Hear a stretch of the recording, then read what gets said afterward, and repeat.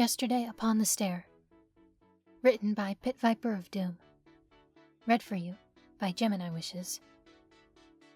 Chapter 55.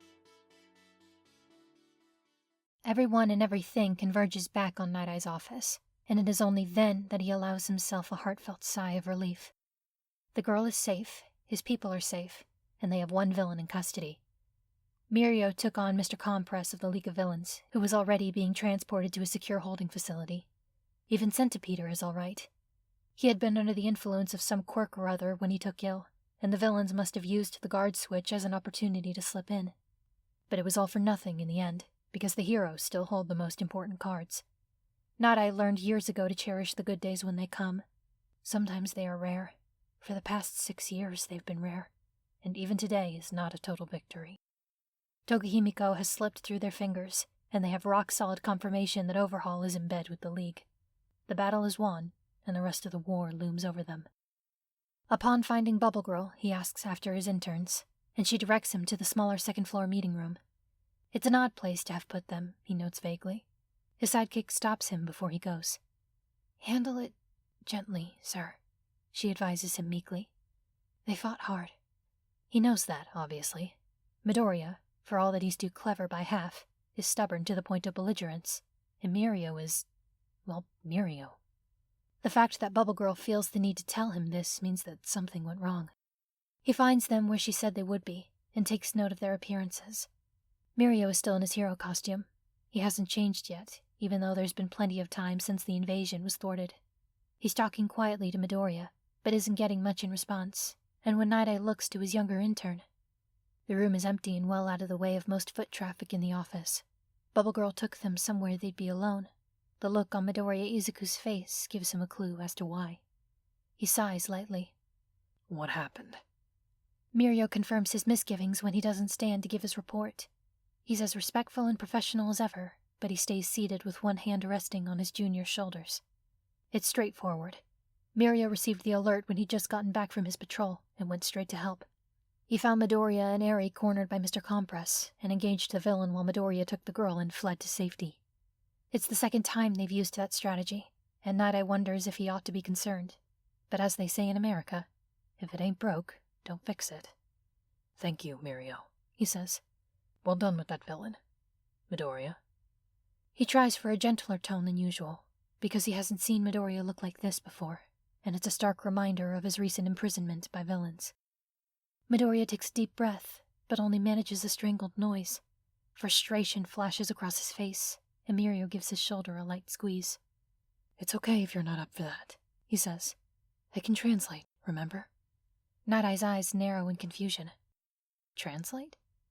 "It's something he told me earlier, sir," Mirio says. "If he's under a lot of stress, he'll go temporarily mute. It's okay, though. We both know sign." He lets go of Midoriya's shoulder and gives him an encouraging smile. "Go ahead. I'm ready when you are." Midoriya looks away. Instead of speaking, he signs. Again, it's straightforward, in spite of the delivery. Midoriya arrived at the building for his usual visit with Eri after receiving word of the guard switch, and one of the nurses told him that he had already arrived earlier. Realizing that something was wrong, he had hurried to Eri and reached her just in time to find Togahimiko wearing his face and attempting to lure her away. He retrieved the girl and came very close to subduing the villain before... "Before?" Nighteye prompts when his interns pause. Midoriya looks at him briefly, then averts his eyes again. "Compress showed up," he says, through Mirio. "I didn't know he'd be there." Which means his informants didn't have time to warn him, Nighteye thinks. "Is there something unusual about Mr. Compress?" he asks. Midoriya doesn't answer right away. His hands rise and fall, ringing in his lap, but there's nothing for Mirio to translate until finally... "I can't fight Mr. Compress. I can fight anyone else, just not him." Nighteye frowns again. Like the temporary muteness, this feels like something he ought to have been told earlier. "Why not?" Another period of hesitation passes. Midoriya's hands shake and curl and uncurl. Nighteye looks to Mirio for an explanation, since it's obvious that he knows what's going on, but his protégé's attention is focused on Midoriya. "Claustrophobic," Midoriya says finally. He stops signing for a moment to dig his nails into the knuckles of his other hand.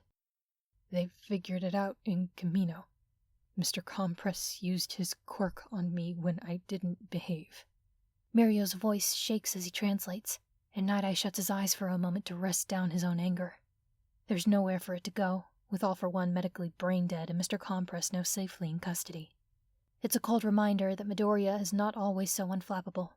He may be unsettlingly calm in the face of death, but everyone has fears and vulnerabilities. And Midoriya, well, he knew it was a risk, even before he knew about Midoriya's original quirk. Not even the most seasoned heroes can come out of a 4-day imprisonment physically and mentally unscathed, and Midoriya's scars are finally showing through. He just wishes he could have been better prepared to deal with them. I wish you had told me this earlier, he says at length.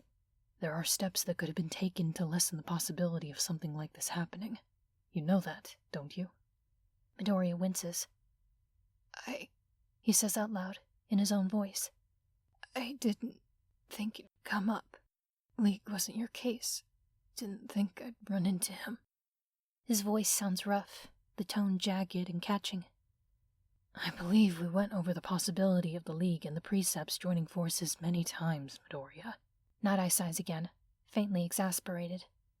Let this be a lesson, then. You know your own weaknesses. When you deal with villains, you keep them covered or have someone else cover them for you, understand? Now, are there any others I should know about? That's the big one, Midoriya mutters. Nighteye purses his lips. I'm taking you off active duty until further notice. I'll be having a word with your homeroom teacher about this. To ask Eraserhead why he hasn't assigned his students some goddamn therapy, for heaven's sake, he thinks. There's not much that can be done about the dead floating around him, but at the very least the boy should talk to someone about his imprisonment. But those are ideas best saved for his future discussion with Eraserhead. For now, he says, you're both dismissed. What about Eri? Mirio asks. She's being tended to, Nighteye says. We'll most likely move her to a more secure location, and modify our strategy to account for the League as well as the Yakuzas. He stops there, because continuing runs the risk of turning it into a discussion, and their day has been long enough. But for now, both of you go home. Back to campus, rather. I suggest you take this time to rest and reflect. Thanks, sir. Mirio stands up at last, tugging Midoriya along with him. Nighteye waits for them to leave the room before sinking into a chair to ride out his oncoming headache. Izuku slips past his classmates, goes up to his room, and shuts the door behind him. His hands ring at his sides, curling and uncurling as soon as he lets go of the doorknob. He paces restlessly on a steady circuit along the whole length of his room, back and forth on a looping path, driven by restless energy. Rei darts alongside him, following him at first, then moving back to wait for him to finish burning nervous energy. Miko watches him from her spot on his pillow, blinking at him slowly. His phone chimes with a message, interrupting his tangled thoughts and fretful pacing. It's Todoroki, asking if he wants to join the others for a group study session. Izuku's hand wavers over the screen, because he should. He really should. Visiting Eri and going on the odd patrol with Mirio have taken up so much of his time, and he really should take every opportunity he can to catch up. But some things are more important than homework. He is wasting time, though. Digging furrows in his carpet won't fix anything, won't help Eri, won't stop the villains, won't make up for his failures today. For freezing up, for almost letting Mr. Compress and Toga walk away with Eri. Here he is wallowing in his own anxieties when he could be doing any one of those things instead. And he can do them. He can even do all of them if he puts his mind to it, even with Night-Eye's orders to stay off duty. And doesn't that sting? He just can't do them alone. Rei? He stops pacing, and she perks up. Could you get everyone together? Tensei, Miss Nana, Narita, and Mrs. Kitayama? You know if he'll come. I need to talk to them. Rei nods vigorously and vanishes. Once she's gone, Izuku remembers the text and declines as politely and apologetically as he can. It's probably not enough to keep Todoroki from worrying, but oh well. This is important. There's a little girl on the line, and Izuku almost let her go once already. Tensei is the first to come, then Hino and Miss Nana. Narita shows up later, but Rei can't find Mrs. Kitayama at all. But that's okay. Izuku just needs to start with a few. Is everything all right? Tensei asks. We heard about what happened earlier. Your friends have been worried about you. Yeah, kid, that was a clutch save, but... Miss Nana's voice trails off. I mean, Mr. Compress. Izuku winces. Tagata was the one to make the save, he says. If he hadn't gotten there, Eri would be with the League right now. She'd be back with Overhaul. He swallows against a wave of nausea, and his treacherous mind wonders if Overhaul has a medical file on her, recording all the tests and experiments he's done on her to perfect whatever process he's come up with. He shakes himself. He can't afford to think about that. She's still safe, and she'll stay that way if he has anything to say about it. I messed up, he says, and realizes he's cutting off Hino mid-sentence without realizing it. Sorry, what?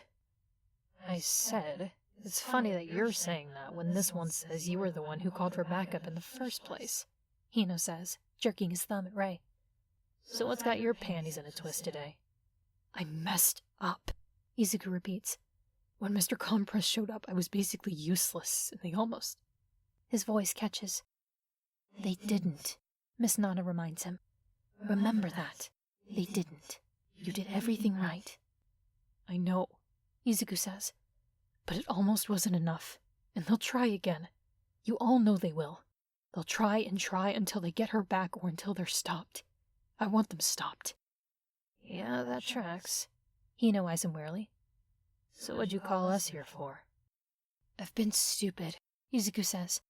The solution's been so obvious this whole time, and I've been sitting around playing by the rules instead of acting on it. Overhaul's a murderer, just like All for One, and maybe he hasn't lived as long, but he's still killed a lot of people. Izuku balls his hands into fists to keep them from shaking. And that means he surrounded himself with his own enemies and he doesn't even know it. He hears Nana's breath hiss through her teeth as she realizes what he's going to say. I know it's a lot to ask, he goes on, before any of them can interrupt. I know you're not alive anymore, and this isn't really your fight, but there are dead people who do consider it their fight, and I can't get to them. But maybe you can. Oh. Narita's form shimmers slightly, and Izuku chances a look at his face. The ghost looks eager, and that's a good sign. Miss Nana, Tensei, you were heroes, and all of you are ghosts. All of you can go anywhere, see and hear anything. You could find them. You could find Overhaul. You could find out where he is, what he's planning, what kind of manpower and resources he has. After today, Nada's not letting me back out into the field, and I hate it, but I guess I can't blame him. He takes a deep breath. But I can still help, if you're willing to help me pull it off. I know it's a lot to ask, but... Hey. Hino cuts him off, and Izuku can't help but wince. Eyes up here. Izuku raises his chin and braces himself, only for Hino to smirk at him. You're spinning all this into a big speech, but you said it yourself. We're dead. Do you really think we have anything better to do? Miss Nana pushes herself ahead of him, looking exasperated. What he's trying to say is, of course we'll help you, Sprout. Honestly, I'm just glad you found a way to keep out of harm's way and nose into someone else's business. So, you'll do it? Izuku asks hopefully. It feels like forever since I got to do any real legwork. Tensei grins broadly. I think Tenya will be fine by himself for a little while. Finally, I can do something that matters, Narita says. You got yourself a deal, Midoriya. We'll find the bastard and bring you all the dirt on him we can. If you go to where they're keeping Eri, you'll find her dad with her, Izuku tells him. For the first time since this afternoon, excitement thrums back to life in his veins. I think he's lucid enough to tell you where to start looking. If not, the dead are everywhere, Miss Nana reminds him. We'll spread the word, ask around. We'll find him. Thank you, Izuku says. One by one, the ghosts vanish from his bedroom. Rei hesitates for a moment until Izuku motions her to go on, and eventually she disappears as well. Izuku is left standing in an empty room, alone but for Mika napping on his bedspread. He goes to his desk and rifles through one of his drawers until he has a fresh, empty notebook in hand. Ever since Midoriya took him on one of his daily outings, Shoto finds himself worrying less. It's not gone by any means, but it's less. Given how often trouble finds him, it's never going to go away entirely. It's still frustrating, especially with Uraraka, Asui, Kirishima, and Tokiyami on their own internships. That's only a quarter of the class, but it still feels to Shoto like everyone has something to do but him. The fact that Aizawa is periodically out of class on his own mission doesn't help. Present Mike is fine as a substitute, but it's still a harsh reminder of how behind he is. Then Midoriya comes back to the dorms, and Shoto knows almost immediately that something's happened. His first clue is that Tagada is escorting him, hovering over him worriedly until he sees Midoriya off at the door. His second clue is that Midoriya promptly vanishes upstairs, without a word to anyone. Tagada leaves without saying much. Shoto sends his friend an invitation to study, hoping to find out what happened, but Midoriya brushes it off, and that's the end of that. It's odd, though. Shoto's sitting on the couch when he feels a chill go by, not unlike a draft. It's not a draft, of course. He's felt this often enough around Midoriya to identify it as a dead person he can't see or hear. He goes still, waiting for another feeling, or maybe a sign that something is wrong and Shoto needs to go up and check on Midoriya more directly. But nothing comes. Midoriya comes down later for dinner, with a calm smile on his face that tries to reach his eyes, but can't quite make it. The thing is, Ochako has an inkling of what's going on. The dragon heroine Ryukyu is on the 8 Precepts case, same as Deku's supervisor, so word gets back to them when the League of Villains launch an attack on one of Nighteye's secure buildings. It doesn't take a genius to know that Deku was involved somehow. When Ochako gets the news, it's all she can do to keep from gnawing her fingernails to stumps. Is it bad that she only really gets worried when she finds out he's been taken off duty? It can't be a punishment. She knows Deku, knows how determined he is, and it'd be impossible for him to give anything less than his best, especially when he has ghosts on his side. But something's wrong. It has to be, for Deku to be this cagey afterward. He's not going out every day anymore, but it still feels like she hardly sees him, and when she does, he's staring off into space and muttering to himself. She wonders who he's talking to. Tenya has a strong feeling that Tensei wasn't around quite as often. He isn't sure why. He isn't sure it's possible for him to know with absolute certainty whether or not his brother's spirit is with him. It's just a feeling he gets, and while his logical side balks at classifying it with such a vague terminology, there's no other way he feels comfortable describing it. He's been feeling it just a bit less lately. And that's unfortunate, because something is wrong with Midoriya, and Tenya misses being able to whisper his fears in his empty dorm room while knowing it's not as empty as it seems. His attempts to broach the subject to his friend have been largely unsuccessful, and that's really not fair, because months ago Midoriya was the one to scold him for not asking for help when he was struggling. He's not alone in feeling this way. Todoroki is worried, Uraraka is worried, and Tagada-senpai seems worried as well, on the occasion that Tenya sees him. But Midoriya won't say anything. Not to them, at least. He's talking to someone, though. Tenya sees it all the time, now that he knows that more than half of Midoriya's usual muttering isn't just talking to himself. If he's not doing that, he's scribbling in his notebook. Tenya has no idea what that's about. Midoriya flips it shut whenever anyone wanders within range. Izuku is going over his notes again. Over the past few days, his allies have managed to put together a solid picture of what they're dealing with. Eri's father led them straight to the original headquarters where Eri was first kept, which was a solid start, but not quite enough. The 8 Precepts group has been pulling out, removing people, supplies, and assets out to a new location. Several new locations. Izuku isn't exactly sure how many. When he is, he'll take it straight to Nighteye. He feels the presence in his dorm room without seeing or hearing anything strange. A split second after the feeling touches his senses, Mika stirs in his lap and meows. Izuku turns around in his seat and sees a ghost. Immediately, his eyes are drawn to her left shoulder, or the spot where her left shoulder used to be. It's gone now, along with her arm and part of her torso. She carries herself awkwardly, as if the missing pieces have thrown off her balance. "Hello?" Izuku says, tearing his eyes from her wounds. "Are you Midoriya?" she asks. In spite of her strange balance and missing parts, she carries herself with an air of poise. She looks to be in her late 20s to early 30s. "That's me. Ingenium sent me," she tells him. "After a fashion. He said you were trying to bring down Overhaul." Izuku pushes his chair out from his desk and turns around to face her fully. "And what if I am?" She nods. "My name is Juhusa Junko, and I was a Yakuza." Izuku tenses on instinct, but she shakes her head. "I know how that must sound to you, but if you knew more about what Overhaul has done, you'd know that means I'm on your side here." "I don't understand," Izuku says warily. He's alone right now. All the ghosts are out gathering information. Rei usually checks in pretty frequently, but she isn't here yet. Overhaul's the leader of the Yakuza. Her face crumples. He's a disgrace to the name. And even if he wasn't, a lot of Overhaul's victims are his own men. People who fail him, or people who held too tight to the old ways for his liking. The old ways? Chiusa shakes her head.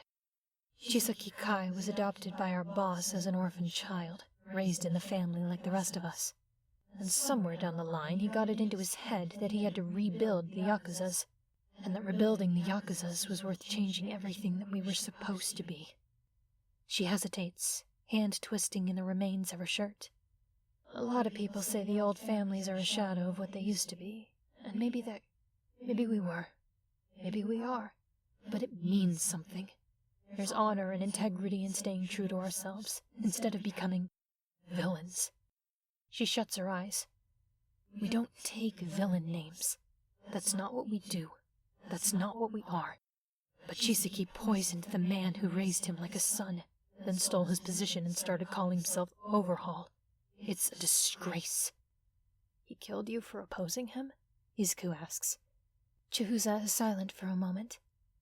I bought into it, she says at last. I was young, and the things he talked about, reclaiming her glory, emerging from the shadows, it was nice, you know? I didn't realize what it really meant, but dying opened my eyes. I was loyal to him. I served him well, and he killed me for a single misstep. Just one failure. And I want him to pay. She stands taller. So I'll help you. If it comes to a battle, I know his usual tactics. I can be your eyes, if you'll let me. Cautiously, Izuku nods. I'll take any extra set of hands and eyes. Overhaul's going down. Chiusa's face lights up eagerly. I look forward to it. Well then, Izuku smiles. He's not sure which smile it is, the real one or the frightening one. Can you tell me if we're missing any hideouts? The better part of a week passes before Nighteye can get a hold of Eraserhead. The latter has spent most days since the League's attempted capture of Eri to deep dive into his usual sources, keeping his ear to the ground and monitoring villain movements every hour that he isn't teaching classes or sleeping. While Nighteye is grateful for his efforts, it can't be healthy, and he's been impatient to speak to him. As it is, he's a few minutes late to the meeting that Nighteye finally manages to schedule. He walks into Night-Eye's office muttering an apology that's little more than a platitude, but Night-Eye takes it at face value. When heroes, especially underground heroes, have that frayed sort of look about them, it's better to heckle them as little as possible. For nearly an hour they go over the results of Eraserhead's investigation, and Night-Eye is simultaneously thankful for the information and frustrated that there isn't more of it. It's not as concrete as I'd like, Eraserhead tells him, glaring down at his half-empty water glass as if he blames it for his hardships. Mostly rumors and hearsay, and many of them contradict each other, but that's what I could dig up. I was afraid of that, Night-Eye says acidly.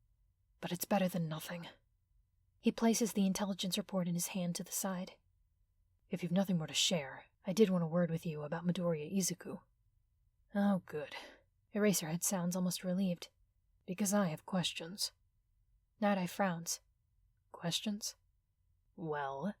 Eraserhead sits forward, letting his elbows rest on the far end of Night-Eye's desk. In case you were wondering, the reason I was late today is that a few of my students stopped me on the way out the door to bring up his recent behavior. Technically, it was nothing I didn't already know, but it's always nice to have more details. He doesn't like where this is headed. He took the boy off duty to avoid having to worry about him. What sort of behavior? Withdrawing, avoiding socializing, vanishing into his room and refusing to come out, Eraserhead replies. There's been an uptick in avoidance behavior since Mr. Compress and Toga made their move. I'm still hearing him speak, though. At least there's that. He needs counseling for what happened in Camino, Night-Eye says bluntly. The events of last week may have exacerbated the lingering trauma. And by may have, I mean definitely. He sighs harshly. He didn't inform me of his severe claustrophobia before he ended up facing Mr. Compress. Eraserhead tenses visibly. Maybe you should start from the beginning. He does so. Night-Eye isn't one for sugarcoating, and he knows that Eraserhead isn't either. He delivers it as he would any report, going through the events of that day one by one. The unexpected change in sentry duty, Midoriya's arrival at the secure location, his call for help, and the ensuing battle as best as he can present it when he didn't participate himself. Eraserhead's expression doesn't change as he listens. Bubble Girl was good enough to have them wait for me somewhere quiet. Nighteye finishes. When I got to them, Midoriya was temporarily mute and had Mirio translating as he gave his report in sign language.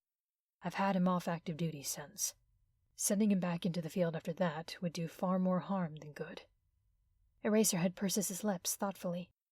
It explains a lot, but not all of it.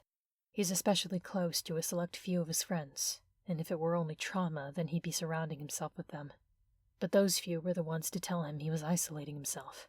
So unless it slipped your mind to tell him he did a good job, it doesn't make sense. Unless it... Nighteye pauses. Pardon? The undergrown hero blinks at him, and his eyes narrow. Please tell me it didn't slip your mind. Nighteye stares at him, not sure how to respond to that, and Eraserhead sighs harshly and puts down the glass he's been toying with. It slipped your mind, didn't it? You removed him from active duty and didn't tell him it wasn't a punishment. Nighteye bristles. Why on earth would it be a punishment? He asks. You did everything right. He alerted me as soon as he realized something was wrong, called for backup, and successfully held off the villains until said backup arrived. There's nothing in that worth punishing. Obviously. But forget for a moment that we're both rational minds, and remember that we're talking about your former boss's favorite student. Eraserhead ignores Night-Eye's sharpened glare. I've been trying to train him out of thinking that success doesn't count unless he does everything by himself. But every now and then he backslides on it. My advice to you is, let me guess, you sent him home and haven't spoken to him since except work emails, right? Night-Eye nods, feeling uncomfortably judged. Then talk to him. Take him aside and go over what happened. That kid, well, I won't say he cares too much, because there's no such thing as a hero who cares too much. But he takes on too much by himself. Take him aside and spell it out that he isn't a colossal fuck-up. He did everything he was supposed to do, and if he doesn't give himself a break, he'll be no use to anyone. Considering how far you've taken to God and Mirio, I don't think I need to tell you that constructive criticism is useless without positive reinforcement. This conversation is beginning to feel suspiciously like a scolding. I know things are tense and the world is falling apart, but try to remember that you're teaching a kid. No ordinary teenager, Night-Eye bites back. He took quite the leap, from training someone like Mirio to training a boy who's constantly 2 steps ahead because spirits are feeding him lines. Not that Eraserhead would know that. Don't give me that look, Eraserhead says flatly, at the same time as he misinterprets whatever look he's seeing. You had All Might's ear for 5 years. If anything, you're uniquely qualified to deal with Midoriya's self-destructive martyr tendencies. The boy may admire him, but there's a world of difference between the two, Night-Eye says, before he can stop himself. I'll speak with him, of course, but it's not that simple. Eraserhead studies him for a moment, with a look on his face like he's just discovered a bit of evidence that he'd missed. Before Night-Eye can worry that he's let something slip, there's a knock at his door. Come in, he says, eager for even a momentary distraction. And because he has the worst luck in the world, Midoriya himself steps through, dressed in normal civilian clothes, with nothing but a single notebook tucked under his arm. Upon seeing Eraserhead, he stops short. Sorry for interrupting, he says. I can wait. What is it, Midoriya? Night-Eye asks. The sight of him fills him with foreboding, but he's not sure if it's the usual dread or something new. I can wait until you're done, Midoriya says. I just wanted to give you something. Something being the notebook in his hands, no doubt. What is that? Eraserhead asks, frowning again. Just notes, Midoriya replies. Notes on what? Night-Eye is almost afraid to ask. That's odd, Eraserhead says, raising an eyebrow. Night-Eye just finished telling me that you've been off duty all week. Midoriya looks at him with bland, innocent eyes. Oh, well, yes, and I've been staying out of trouble, like he said. That's not very reassuring, Midoriya, Eraserhead tells him. Sorry, Midoriya says, backing toward the door. You don't have to worry, though. I haven't left campus all week. That would be convincing, Eraserhead said dryly, if I didn't watch you use that exact tone with Shigaraki to stall him at the USJ. You want to try that again? Midoriya halts in his tracks. Midoriya? Eraserhead prompts. The boy takes a few moments to reply. Night-Eye doesn't like the look on his face. He looks unsettled, and the only time Nighteye has seen him look anything but calmly knowing or irritated was last week, while he was giving his report in sign. Could Midoriya's voice cracks. you repeat that, Sensei? Eraserhead frowns. You used that same tone when you stalled Shigaraki Tamura at the USJ. It was very impressive, but it also showed me quite a few of your tells. Sensei. Slowly, Midoriya shifts his weight from one foot to the other. His face is frozen blank. Do you remember what happened before I did that? The frown deepens. I don't see how that's... Midoriya, what's the matter? Humor me, Midoriya says. What happened before I stalled Shigaraki? His throat bobs as he swallows. You came up to the plaza while I was holding them off. Eraserhead says slowly, chewing over each word. You were there, Midoriya says softly. So why was I the one stalling him? A split second after the question leaves Midoriya's mouth, the glass slips from Eraserhead's hand. The carpeted floor is just enough of a cushion to stop it from breaking on impact. Nighteye is on his feet in an instant, alarmed. Midoriya stares at his teacher, speechless with shock. Eraserhead looks like his life is flashing before his eyes. This doesn't make sense, he says. The Nomu... But I remember... Midoriya's eyes flicker to Nighteye for a split second, looking almost apologetic. I stopped Shigaraki from using his quirk on you and Asui, Eraserhead says. He doesn't seem to have noticed the dropped glass. And then the Nomu bashed my skull into the floor and I woke up in the hospital. But I remember... I saw you. I talked to you and you talked back. Midoriya is looking at the floor now, spine rigid. What did I say? You told me not to worry. Eraserhead's eyes are fixed on him. That no one had to die. Midoriya, you weren't dead, Midoriya says. He says it abruptly, in a rush of words, as if he's forcing it out before he can lose his nerve. Not quite, but you were close. Close enough for me to see you. Eraserhead doesn't answer. I haven't... Midoriya shoots another split-second look at Nighteye. I haven't been honest with you about my quirk, but things are different now, and I should have told you before. His hands curl into fists, and the change that follows is so smooth that Nighteye almost misses it. His stance shifts, the troubled look on his face vanishes, and in an instant he's cold and composed again, the way he always is when his quirk presents itself. I see ghosts, Midoriya says. Spirits of the dead. I've been talking to them a lot lately. That's what the notebook is. After the League almost took Eri, I figured they'd try again, so I reached out. His mouth is set in a grim line. Overhaul's killed a lot of people, and most of them are happy to help. So I've been asking them things, for information. Where his bases are, how many people he has, what they've been doing, stuff like that. Nighteye sighs harshly. This is his own fault. He hasn't properly considered the implications of Midoriya's quirk, of what he can do with it. You should have discussed this with me first, Midoriya. The boy shrugs one shoulder. I wanted to keep being useful, he says to Nighteye. I've been stupid not to think of this before. When I say he's killed a lot of people, I mean a lot. Overhaul and his men can't blow their noses without at least one of them seeing it. That isn't the point. I'm gonna need you to back up, Eraserhead says. It's hard to place his tone.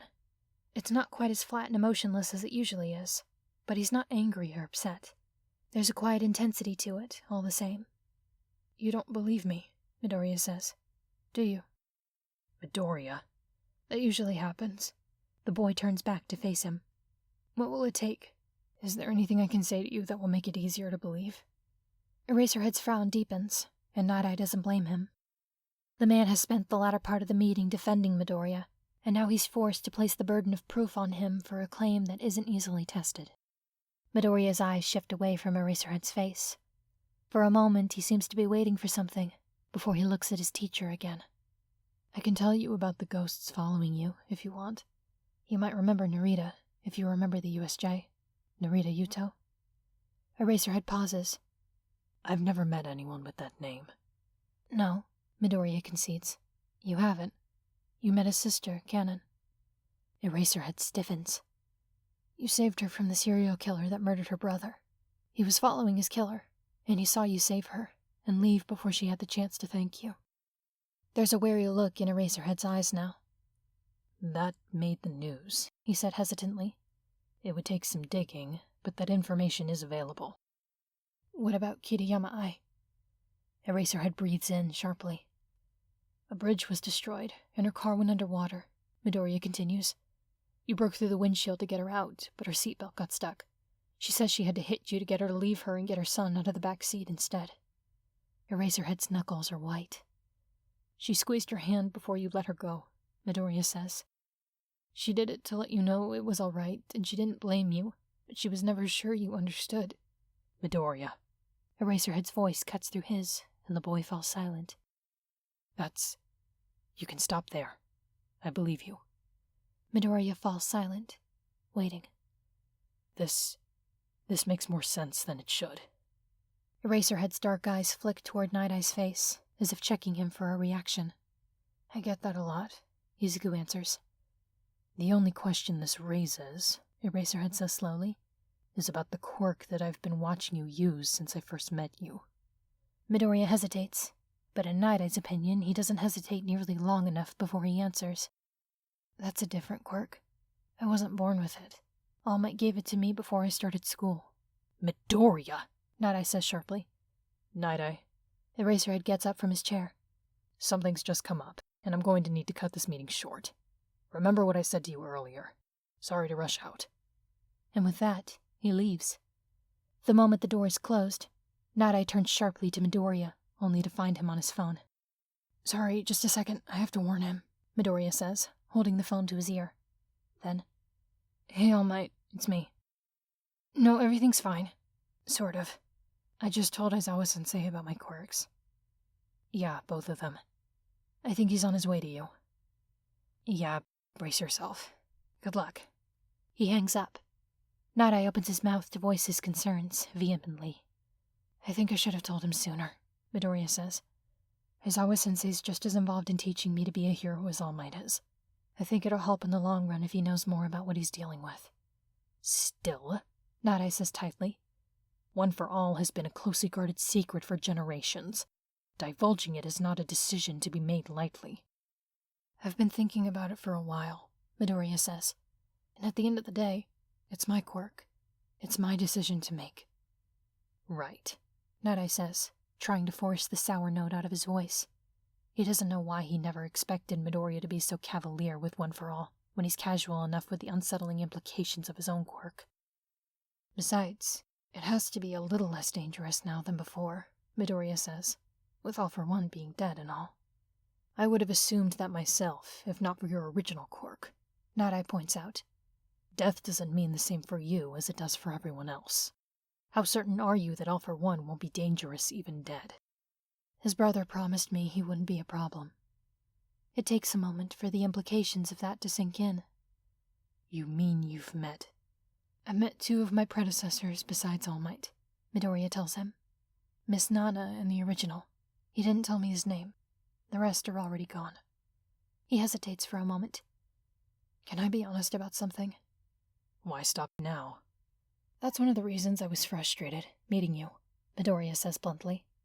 I never knew how to say it without it sounding arrogant, but it was frustrating that you thought I didn't deserve One for All, when I've met 3 people who had it before me and they all thought I was doing fine. Night-Eye's not sure what to say to that. He's not sure what he would have said if Midoriya had told him when they first met. Anyway, I just wanted to give you this notebook, Midoriya continues, dropping the object in question on Night-Eye's desk. It has everything I've gathered on Overhaul's operation so far. If it's not enough, I can get more out of the ghosts. They're happy to help, and I don't have to go against your no active duty orders to let them. Which, of course, brings to mind what he and Eraserhead had been discussing before Midoriya's arrival, while also making him wonder if there's any point in bringing that up. Seeing as how there are ghosts in the room, he says awkwardly. I'll never get used to saying these things out loud. And 2 of them were apparently following Eraserhead. I don't suppose you already know what we were talking about before you arrived? They didn't tell me what you said, Midoriya answers. Just that you had something to talk to me about. Ah. Of course it wouldn't be that easy. Night-Eye considers sitting down for this, but decides against it. Midoriya, do you know why I took you off active duty? Midoriya blinks at him, and Night-Eye shakes his head. Let me rephrase that. Why do you think I made that decision? For a moment, Midoriya looks trapped. An honest answer, that's all I ask, Nighteye says, clinging to patience. Speak freely. Because of the attack last week, Midoriya says warily. I almost let Eri get taken, so you took me off to keep something like that from happening again. Nighteye sighs, equal parts dismayed and exasperated. You did everything you were supposed to do in that situation. I've kept you off active duty so that you could rest and collect yourself, not to punish you. To his annoyance, Midoriya looks skeptical. I thought my intentions were clear last week, he says. Regardless of my feelings regarding One for All's placement, I am still responsible for you for the duration of your internship. Midoriya averts his eyes. Oh. An awkward silence stretches between them, and Nighteye finds to his frustration that, even with that confusion cleared up, the air still feels tense. But why wouldn't it? Midoriya is no Mirio, and Nighteye is no All Might. They haven't seen eye to eye for 2 consecutive seconds since this internship started. Something else on your mind? Nighteye asks reluctantly. Midoriya considers him for a moment. No, sir, he says at last, turning back toward the door. You're sure about that? Nighteye can feel his patience thinning. If you have more concerns you'd like to express, you might as well take the time now. The boy halts. I don't think there's anything to talk about, he says. And yet you've stopped, and you're talking now. Tension snaps into Midoriya's shoulders, and Nighteye sees him force it out before turning around again. His hands are hidden in his pockets. You don't even like me, he says. His voice is calm, lukewarm to the point of being dismissive. Ever since I started, you've made it pretty clear you don't want me here. And that's fine. I'm fine with just making myself useful until my internship is over. At least then we'll both get something out of this. His petulance has been testing Nighta's patience all month, but even this is pushing it. Whether or not we get along is irrelevant to the work we do, Midoriya. It comes up every time we talk, Midoriya tells him, so it kind of feels relevant. Nighteye presses his mouth closed. I was under the impression that my opinion of you didn't matter to you, he says. I have done my best to remain professional, but if you find it difficult to do the same... I'm not talking about One for All and whether you think I'm worthy or not, Midoriya says tightly. I know that ship has sailed. I'm talking about the look on your face every time I talk about my own quirk. The indistinct shapes of his hands in his pockets shift, as if they're curling into fists. You think I don't notice how much you hate it? I don't hate your quirk. Midoriya actually snorts at this, and Nighteye almost loses his patience entirely. At worst, I'm uncomfortable with the attitude it's given you, which, considering your position with All Might and One for All, can I really be blamed? All Might had nothing to do with my first quirk. He didn't even know I had it when he gave me One for All. Oh yes, I know about that, Nighteye says, more coldly than intended. Do you think it's a point in your favor that you kept something so vital from him when he entrusted his power to you? I get it, Midoriya says tersely. You're scared about the future you saw, and you're scared of him dying. I am too. You don't think I get that? Nighteye opens his mouth, then shuts it again. Midoriya's face changes. His sulky frown blanks out on his face. You... He stops short. What, you don't think I get it? Is that what you're saying? If he were a more sensible man, he would end the discussion here and dismiss the boy.